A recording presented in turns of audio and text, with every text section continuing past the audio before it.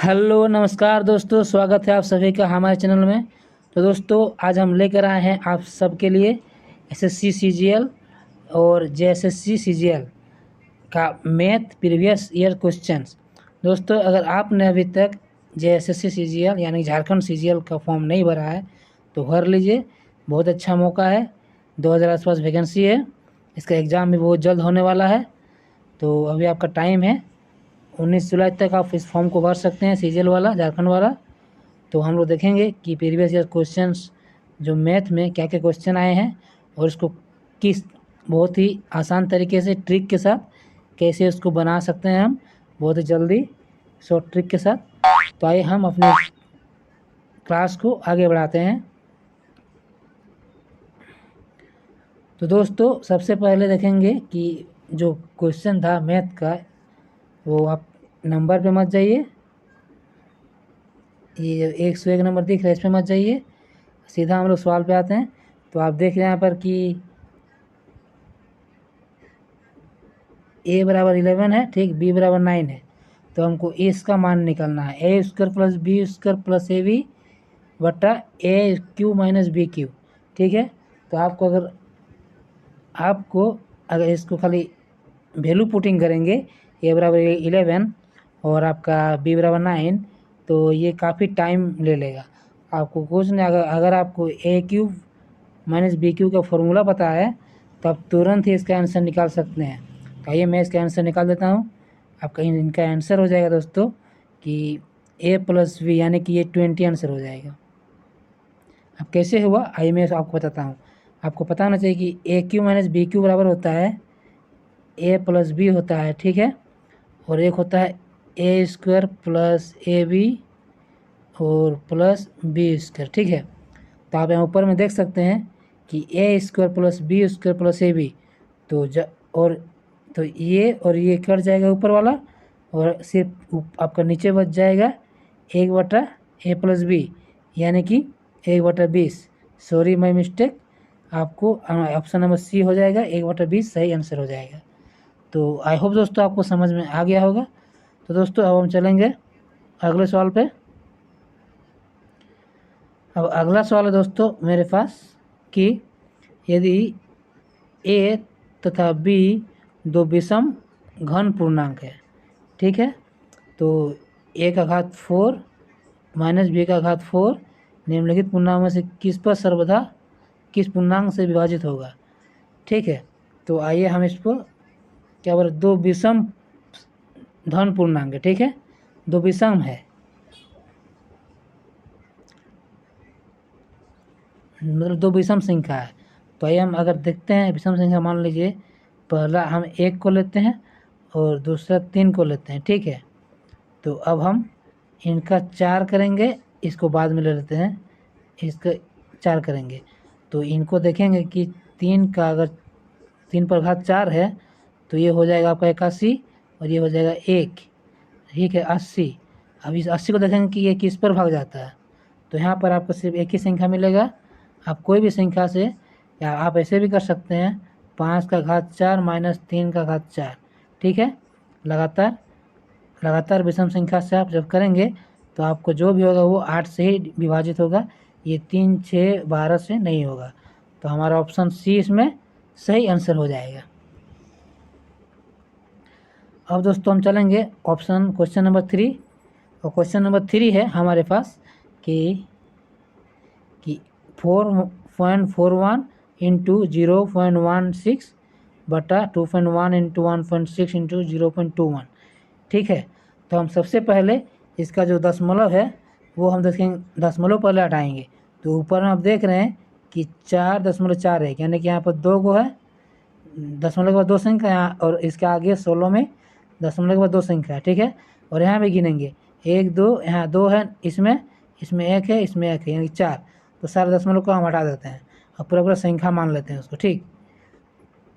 अब जब हो गया ये, तो ये 441 हो गया, ये 16 हो गया, तो 21 गुना 21 बराबर 441 कट गया, और ये 16 गुना 16, यानी कि आपका ऑप्शन नंबर ए 1 सही हो गया, ठीक है। समझ में आया आपको। अगर नहीं आया तो आप वीडियो को फिर से पॉज करके फिर से बैक करके देख सकते हैं। अब दोस्तों क्वेश्चन नंबर 4 पे आ गए हम लोग। अब उसको देखेंगे कि किसी संख्या को 114 से भाग देने पर शेष 21 मिलता है। ठीक है, यदि उसी संख्या को 19 से भाग दिया जाए तो शेष क्या रहेगा। तो दोस्तों आपको पता होना चाहिए कि जब हम 114 जो है आपका ये 19 से ही प्रॉपर भाग जाता है।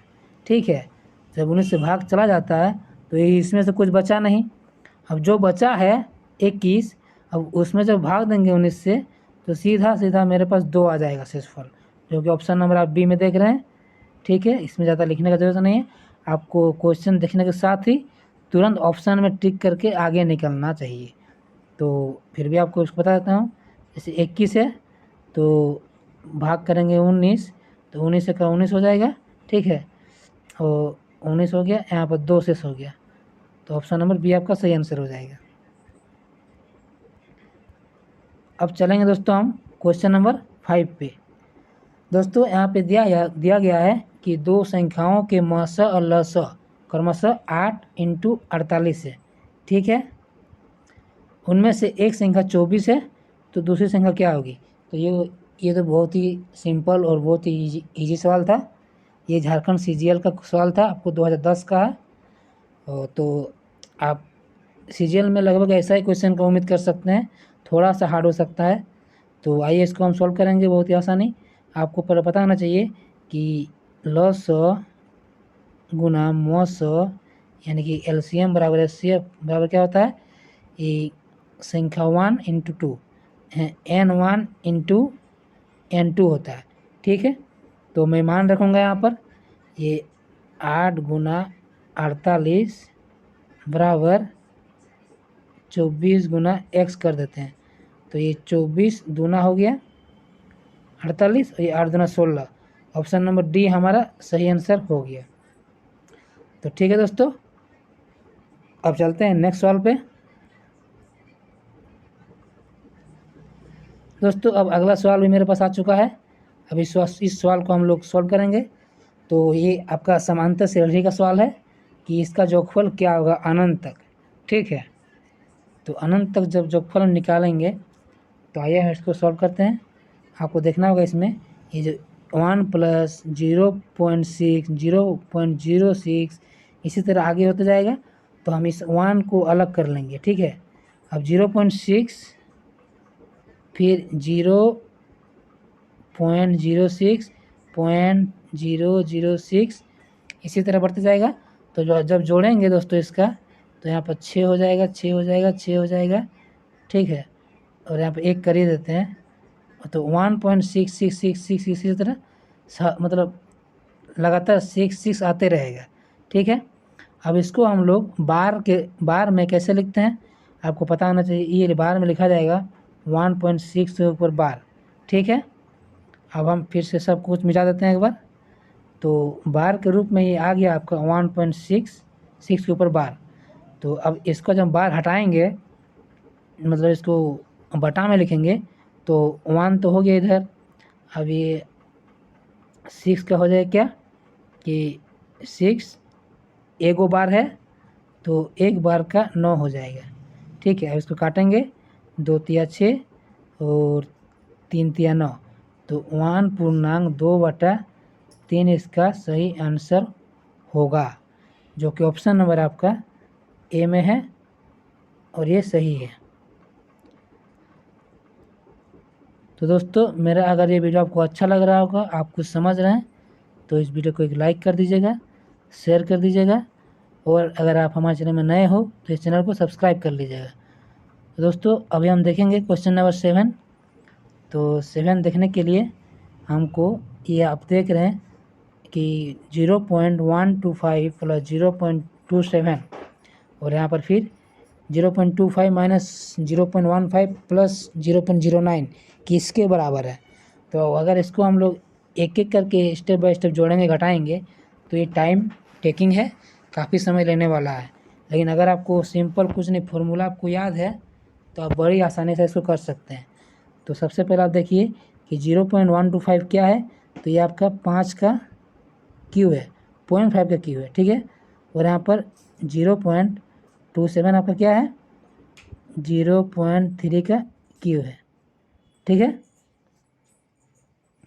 और नीचे आपका है ये 0.5 का स्क्वायर है, और फिर आपका a गुना b है, ठीक है। यहाँ माइनस हो जाएगा, ठीक। ये आपका यानी कि 3 गुना 5 है, ठीक है। और आपका है यहाँ पे प्लस b का स्क्वायर यानी कि 0.3 का स्क्वायर, ठीक। तो ये आपका हो जाएगा कि a cube plus b cube ऊपर हो गया, बट्टा में हो गया आपका a square minus A B plus B square, ठीक है। तो आपको पता होना चाहिए कि a cube plus b cube का फॉर्मूला होता है कि ए प्लस बी, फिर उसके बाद होता है A square minus A B plus B square. तो इसमें जो आपका हो रहा है मैं सब कुछ अब मिटा दे रहा हूँ। तो इसमें फॉर्मूला होता है आपका ए प्लस बी और A square minus A B plus B square, ठीक है। और ये नीचे वाला भी आपका A square minus A B plus B square, ठीक है। तो ये और ये आपका कट जाएगा, सिर्फ बचेगा ए प्लस बी, यानी कि 0.5 प्लस 0.3 यानी कि 0.8 आपका सही आंसर होगा, जो कि ऑप्शन नंबर आपका सी में दिख रहा है। आई होप दोस्तों आपको समझ में आ गया होगा। तो अब दोस्तों हम लोग चलेंगे नेक्स्ट सवाल पे। तो नेक्स्ट सवाल है दोस्तों मेरे पास कि अनुक्रम दिया गया आपको एक समांतर श्रेणी का ही सवाल है, 0, 3, 8, 15 और 24, 35 का 9वां पद क्या है, ठीक है। तो आपको यहाँ पर दिया गया है 3, 3, 6 को दिया गया है, ठीक है। हमको 7वां, 8वां, 9वां पद हमको ज्ञात करना है। तो आप देख सकते हैं यहाँ पर किस बेसिस पे बढ़ रहा है। तो यहाँ बढ़ रहा है आपका 3 बढ़ा, 5 बढ़ा, 7 बढ़ा, 9 बढ़ा, 11 बढ़ा, ठीक है। तो इसमें हो जाएगा 13 बढ़ेगा, 13 हो गया तो ये 48 हो गया, और फिर 15 बढ़ेगा तो इसमें हो जाएगा आपका 63 हो जाएगा, ठीक है, 63 हो जाएगा। फिर उसके बाद 17 बढ़ेगा लास्ट वाला में, तो आपका 80 हो जाएगा। Option number C is right answer. तो ठीक है दोस्तों, आपको समझ में आ गया होगा। यानी कि दोस्तों ये लगातार विषम संख्याओं में बढ़ रहा है, पहले 3 में, 5 में, 7 में विषम संख्या, न कि अभाज्य संख्या। अभाज्य संख्या के आधार पर भी ऐसे सवाल आते हैं, तो ये विषम संख्या पर आधारित है, ठीक है। अब हम चलेंगे अगले सवाल पे। अब अगला सवाल है दोस्तों कि वह सबसे बड़ी संख्या जिसे 5834 में से घटाने पर प्राप्त संख्या 20, 28, 32 और 35 में से प्रत्येक में पूर्णतः विभाजित होती है, ठीक है। तो अगर 20 से, 28 से, 32 से, 35 से भाग देंगे तो पूरी तरह विभाजित हो जाएगी। और इसी सबसे बड़ी संख्या जिसमें हमको इस 5834 में घटाएंगे तो इन सभी संख्या से पूरी तरह विभाजित हो जाएगी। तो सबसे पहले हमको इन चारों का एलसीएम निकालना पड़ेगा। किनका किनका, आपका 20 का, 28 का, 32 का, 35 का। तो इन सब का एलसीएम हो जाएगा आपका। चलिए इनको हम सबसे पहले 7 से करते हैं, ठीक है। तो 7 से ये हो गया आपका 14 हो गया, ये आपका 5 हो गया, ठीक है। अब फिर 5 से करते हैं, तो 5 से करेंगे यानी कि हमारा 7 गुना 5, 5 से करेंगे तो ये हो जाएगा आपका 4 हो जाएगा, ये 14 ही रहेगा, ये 1 रहेगा, ये 32 ही रहेगा, ठीक है। अब फिर 2 से करेंगे तो गुना 2 से करेंगे तो ये हो जाएगा आपका 7 हो जाएगा, और ये आपका 16 हो जाएगा, ठीक है। तो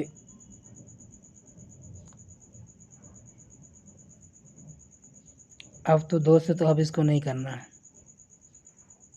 यानी कि 7 गुना 16। अभी टोटल आ जाएगा दोस्तों आपका, 1 सेकंड दोस्तों, इसको हम फिर से करते हैं।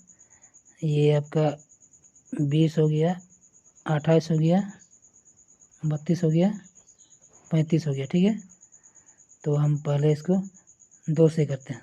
10, 14, 16, 35 हो गया। ठीक है, फिर 2 से 5, 7, 8, 35। ठीक, अब 5 से करेंगे 1, 7 और 8, 7। अब 7 से करेंगे यहाँ पर लास्ट, तो ये कट जाएगा, ये कट जाएगा। ठीक है, यहाँ पर से बचेगा 8। तो 7 दूना 4, 4 5 20, 20 7 140 और 140 8 है 14 8 आपका कितना होता है? 14 5 70, 84, 98, 112, यानी कि 1120 हो रहा है। ठीक है, यही 1120 ये आपका 5834 है। तो ये तो इससे बहुत गुना ज़्यादा है, तो हमको इसके हिसाब से इसके आसपास पहुंचना पड़ेगा कि कौन सी ऐसी संख्या है जिससे इससे ज़्यादा ना हो, कम ही रहे। तो 4 से गुना करेंगे तो ये हो जाएगा आपका 4480 हो जाएगा। ठीक है, और ये 5834 में 5834 में 4480 से घटा देंगे तो आपका 4 हो गया, और आपका 13 में 8 गया तो 5 हो गया, फिर आपका 7 में 4 हो गया तो 3 हो गया, और इधर 1 हो गया, यानी कि 1354 आ गया। ठीक है, सब कुछ मिटा देते हैं।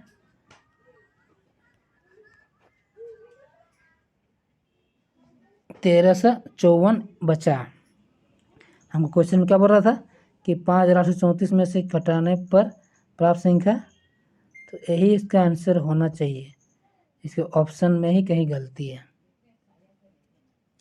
या फिर क्वेश्चन के टाइपिंग में मिस्टेक है। ठीक है, यही संख्या हम सबसे बड़ी संख्या घटाएंगे, जिससे ये चारों संख्या इससे पूर्णतः विभाजित हो जाएगी। ठीक है दोस्तों, तो दोस्तों अब हम चलेंगे अगले सवाल पे। दोस्तों अगला सवाल है मेरे पास एक स्क्वायर रूट के अंदर है 0.009, 0.036।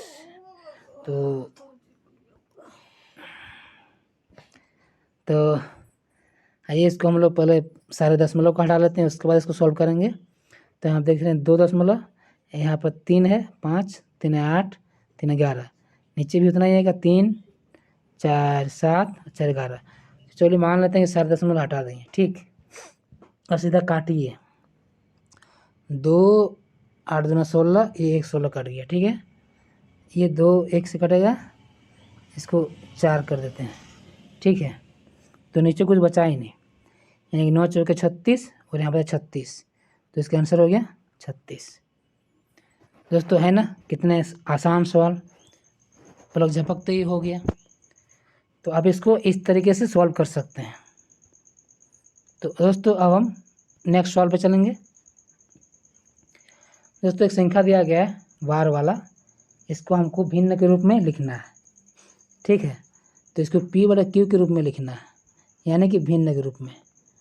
तो इसको भिन्न के रूप में लिखने का क्या तरीका है? 0.12। ठीक, 1 2 1 2, इसी तरह अनंत है। जब सेम संख्या हो कोई भी दशमलव के बाद, जहाँ से वो पुनरावृत्ति करती हो, यानी कि 1 2 फिर यहाँ से पुनरावृत्ति हो रही है, मतलब सेम चीज़ आ रहा है, तो हम सब मिटा देंगे, सिर्फ एक ही जगह रखेंगे 0.12 और उसके ऊपर बार दे देंगे। बार का मतलब कि 1 2 1 2 1 2 1 2 1 2 अनलिमिटेड तक 1 2 1 2 है। ठीक, अब इसको साफ कर देते हैं एक बार, 0.12 के ऊपर बार। अब इस बार को हटाएंगे, हम इसका P/Q के रूप में लिखेंगे। तो बार हटाने का सबसे बढ़िया तरीका है कि 12 हो गया, और जे के ऊपर बार है उसमें उतने को 9 लिखेंगे हम। ठीक है, अब इसको काटेंगे तो 3 से काटेंगे, 3 चौके 12, ये 3 तिया 9, 3 तिया 9, 4/33 कहाँ पे है? ऑप्शन नंबर सी आप देख सकते हैं, ये हमारा सही आंसर हो जाएगा। आई होप दोस्तों आपको समझ में आ रहा होगा। तो दोस्तों अब हम चलेंगे अगले सवाल पे। तो ये बहुत ही इजी सवाल है, ये तो एमटीएस के लायक सवाल है, बहुत ही ईजी है। देखते हैं आपको करके तुरंत निकलना है। आपको ये सिंपल इसका हो जाएगा, यही 0.3 वाला हो जाएगा। ठीक है, ठीक है, कुछ इसमें बताने की ज़रूरत नहीं है। मैं चलता हूँ नेक्स्ट सवाल पे। दोस्तों अगला सवाल है मेरे पास कि 256 गुना 256 144 गुना 144 बटा 112। तो इसमें हम फॉर्मूला बैठाएंगे। अगर मान लेते हैं 256 को ए मानते हैं और इसको बी मानते हैं, तो क्या हो गया, ये आपका ए स्क्वायर हो गया, ये माइनस बी स्क्वायर हो गया। ठीक है, नीचे 112 कहाँ से आया, इसको हमको देखना है। तो ए स्क्वायर माइनस बी स्क्वायर बराबर क्या होता है, ए प्लस बी। ठीक है, और ए माइनस बी होता है। ठीक है, नीचे जो भी है, तो ए प्लस बी क्या होगा इसका, 256 प्लस 144 आपका हो गया पहला 400 हो गया। ठीक है, सब मिटा देते हैं एक बार। तो ए प्लस बी हो गया 256 प्लस 144 400 गुना हो गया, और एक बार हो जाएगा ए प्लस बी था, ए माइनस बी होगा। तो 256 में अगर 144 घटा दें तो 2 1 1 112 हो गया, गुना 112। ठीक है, और नीचे भी 112 था, इससे से काट देंगे तो मेरा आंसर 4 आ रहा है, 400 आ रहा है, जो कि ऑप्शन नंबर आपका बी में दिख रहा है। तो ऑप्शन नंबर बी इसका राइट आंसर है। ठीक है, अब हम चलेंगे क्वेश्चन नंबर 14 पे। तो दोस्तों इसमें सवाल है कि यदि ए तथा बी ऐसे धन पूर्णांक है कि A square minus B square बराबर 19 है, तो ए का मान क्या होगा। धन पूर्णांक, ठीक है, यानी कि पॉजिटिव संख्या, नेगेटिव में नहीं। तो यहाँ जब हम दोस्तों देखेंगे, अगर इन चारों ऑप्शन से ही हमको देखना है, तो अगर हम सिंपल करेंगे इसमें, तो आप अगर ये 20 का करते हैं, ठीक है, तो 20 तो हो गया 400 हो गया 20 का स्क्वायर, और 19 का 361। तो इसमें काफ़ी का अंतर दिख रहा है, 39, जबकि 19 का होना चाहिए। तो हम सबसे पहले 10 का ले लेंगे, 10 का हो गया स्क्वायर 100 हो गया, और 9 का हो गया 81 हो गया। ठीक है, ये 100 हो गया, 81, ये 19 आ गया। तो इसमें ए का मान बोल रहा है, तो ए क्या हो गया आपका पहले वाला जो बड़ा संख्या है, यानी कि 10 आपका सही आंसर हो गया। आप ऑप्शन नंबर डी पे टिक कीजिए और आगे बढ़ सकते हैं। अब दोस्तों इसको देखें कि ये किसके बराबर है, इसमें भी बार आपको हटाना है, तो 0.001। ठीक है, तो इसको करेंगे कि 001 ही लिखते हैं, चलो ठीक है। अब इसमें कर देंगे 3 को 9 लिखेंगे हम, इस 0 को हटाइए तो कोई मतलब नहीं है उसका। तो 1/999 कहाँ पे है, ऑप्शन नंबर बी में है। Option number B is the right answer. ठीक है दोस्तों, अब दोस्तों हम चलेंगे अगले सवाल पे। अब अगला सवाल है दोस्तों मेरे पास कि आपको देखिए यहाँ पे बोला गया कि 3/5 का घात 3 और 3/5 का घात -6 बराबर 3/5 का घात 2x - 1। ठीक है, तो इधर जो संख्या है 3/5 3/5 दोनों ओर है। एक सेकंड दोस्तों, ये 3/5 3/5 दोनों दोनों ओर है, और इसके बीच भी गुना का संबंध है। तो हमको ये इसका जो बेस है उसमें कोई अंतर नहीं है, हमको सिर्फ ये जो घात है घात को बराबर करना है। तो घात में क्या है आपको आप देख सकते हैं, यहाँ पर घात है 3 और 6, 3 और -6, तो जब दोनों को जोड़ेंगे तो यहाँ हो जाएगा -3। ठीक है, -3, और यहाँ पर 2x - 1, तो बराबर करेंगे 2x - 1। ठीक है, अब इसको हम सॉल्व करेंगे। 2x - 1 हो गया, तो हमको x का मान ज्ञात करना है, इस x का मान। तो ये संख्या को एक साइड कर देंगे, -3 + 1 तो -2 हो जाएगा, और 2x, तो x बराबर हो जाएगा आपका, ये 2 चला जाएगा इधर, -1। दोस्तों ऑप्शन नंबर आपका सी सही आंसर हो जाएगा इसका। ठीक है दोस्तों,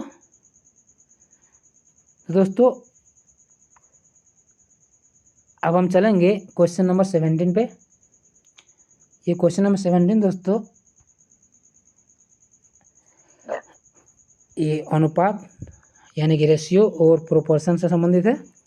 इसका सवाल है कि दो संख्याएं हैं, वो 3:4 में है, उनका लॉस आपका 84 है। आपको इसमें बड़ी संख्या ज्ञात करना है। ठीक है, तो जो दो संख्या दिया हुआ है, मान लीजिए आपका पहला संख्या 3x है, ठीक है, दूसरा संख्या 4x है। ठीक है, अब इसका एलसीएम क्या होता है कि एलसीएम आपको पता ही होगा कैसे निकाला जाता है। तो ये 4×12 12x हो जाएगा। तो 12x बराबर आपका एलसीएम कितना दिया हुआ है, 84 दिया हुआ है। तो 12 से काट देंगे, 12 से 84, यानी कि x का मान आ गया 7। तो ये x 3x बराबर 3×7 ये हो गया 21, ये हो गया 4×7 28। ठीक है, दोनों संख्या आपका निकल गया। तो उसमें बड़ी संख्या क्या हो गया, 28। ऑप्शन नंबर सी टिक करके फिर से आगे बढ़ जाना है। अब हम चलेंगे क्वेश्चन नंबर 18 पे। तो दोस्तों अब हम लोग क्वेश्चन नंबर 18 करेंगे। दोस्तों इसमें बोल रहा है कि मिट्टी के तेल का एक ड्रम 3/4 भाग भरा हुआ है, उसमें 30 लीटर मिट्टी का तेल निकालने पर 7/12 आपका रह जाता है। ठीक है, तो ड्रम की टोटल धारिता क्या है, टोटल उसकी क्षमता क्या है, मतलब आयतन निकालना है। तो हमको आप 3/4 देख रहे हैं यहाँ पर भरा हुआ है। ठीक है, और उसमें से 30 लीटर मिट्टी तेल निकालने पर इतना रह जाता है। तो आपको करना क्या है, इसमें ये जो 3/4 भाग है आपका मिट्टी का तेल, ठीक है, इसमें अगर 7/12 भाग ही हम निकाल देते हैं तो यही बच जाएगा 30। ठीक है, जो 30 बचेगा तो इनका और इनका एलसीएम हो जाएगा 12 हो जाएगा। मैं आपको यहाँ लिखता हूँ, 12 हो गया। अब ऊपर हो जाएगा आपका 9x हो जाएगा। ठीक है, माइनस ये आपका 7x हो जाएगा, यानी कि 9 में 7 गया तो 2x हो गया। 2x/12 बराबर हो गया 30। ठीक है, अब ये 2 से कट जाएगा 6, 30 6 हो जाएगा आपका, 6 चला जाएगा बराबर को साइड, 180 लीटर इसका धारिता हो जाएगा, जो कि ऑप्शन नंबर आपका डी में दिख रहा होगा। ठीक है, मिटा देते हैं, ऑप्शन नंबर डी आपका सही आंसर हो जाएगा। अब दोस्तों हम लोग चलेंगे क्वेश्चन नंबर 19 पे। 19 कह रहा है दोस्तों आपको कि 675 को किस छोटी छोटी संख्या से गुना करें कि प्राप्त गुणनफल एक पूर्ण घन हो जाए। घन माने आप समझ रहे हैं, क्यूब हो जाएगा, मतलब क्यूबिक वाला संख्या हो जाए। तो जैसे आप जानते हैं कि 7 का क्यूब 343 होता है, 5 का 125 होता है। उसी तरह दोस्तों ये 675 को किस संख्या से गुना करेगा कि पूर्ण घन बने। तो उसको घन बनाने के लिए हमको इस 675 को गुणनखंड करना होगा प्रॉपर। तो 5 से करेंगे, 5 1 5, ये 5 3 15, 5 5 25। ठीक है, फिर 5 से भाग देंगे तो ये हो जाएगा 2, ऊपर करते हैं 2 हो गया, 5 में 10 और 3 बचा, 5 7 5 5 25। ठीक है, 5 7 35 हो गया। फिर इसको जब 5 से करेंगे तो अब 5 से तो जाएगा नहीं, इधर 3 से जाएगा, 3 नाम 27, फिर 3 से जाएगा, 3 3 9। ठीक है, तो 1 गो 2 गो 3 गो, 3 तो हो गया, जो 3 गो होना जरूरी है कोई भी संख्या को घन होने के लिए, जबकि 5 आपका सिर्फ 2 ही गो हुआ है।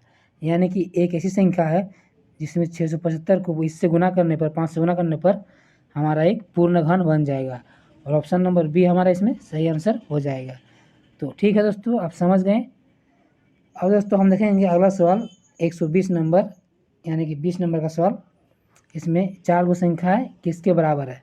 तो आपको कुछ सिंपल, कुछ खास नहीं, 1 2 3 4 और हर में आधा आधा, सब में आधा आधा करके है, तो ये सब आधा आधा मिलकर 2 हो गया, ठीक है।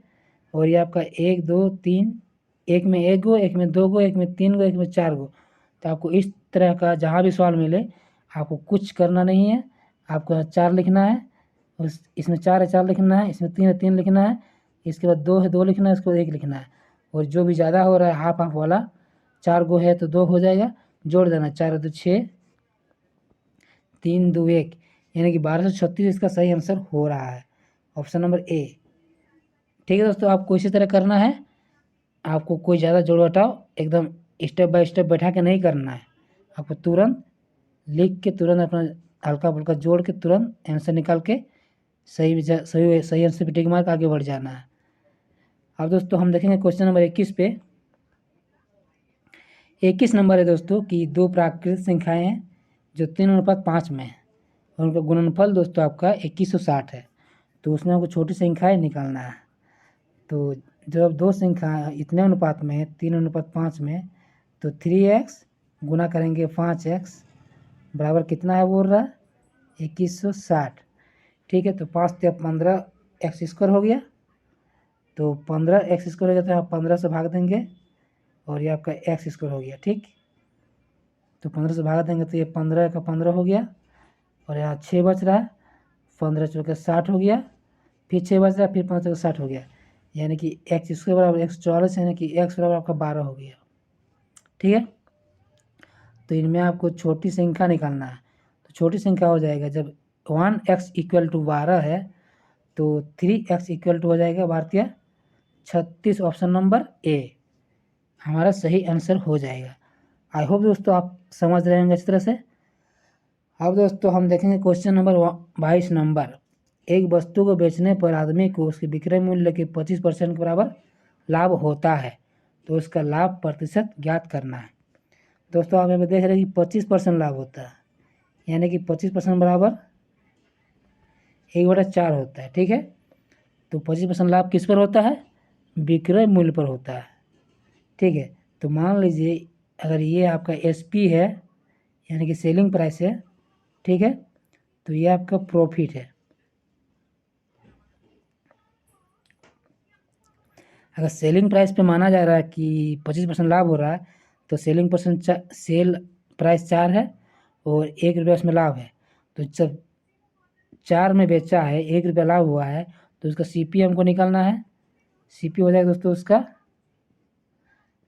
3 हो जाएगा। ठीक है, अब 3 हो जाएगा तो 3 मेन प्रॉफिट परसेंट दोस्तों CP में निकाला जाता है, तो उसका एक्चुअल परसेंट हो गया लाभ परसेंट 1/3, यानी कि 1/3 बराबर हो गया आपका 33.3%, यानी कि ऑप्शन नंबर डी इनका सही आंसर हो जाएगा। ठीक है दोस्तों, अब हम चलेंगे दोस्तों अगले सवाल पे। तो दोस्तों एक साइकिल को 1850 में बेचने पर 14% लाभ होता है, यानी कि दोस्तों ये 2850 114% के बराबर है। ठीक है, अब इसको हमको 8% ही लाभ लेना है, तो इसके लिए 108 रुपये से गुना कर देना है और इसको काट देना है। तो ये हो जाएगा दोस्तों, जब इसको काटेंगे तो हमारे पास आंसर आ जाएगा। चलिए काटते हैं इसको।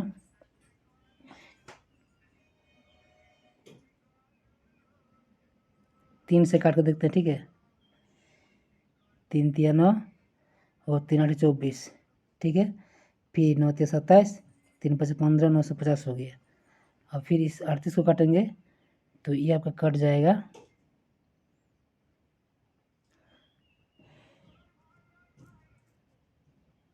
उन्नीस से काट देते हैं, 19 दूना 38, 19 5 95।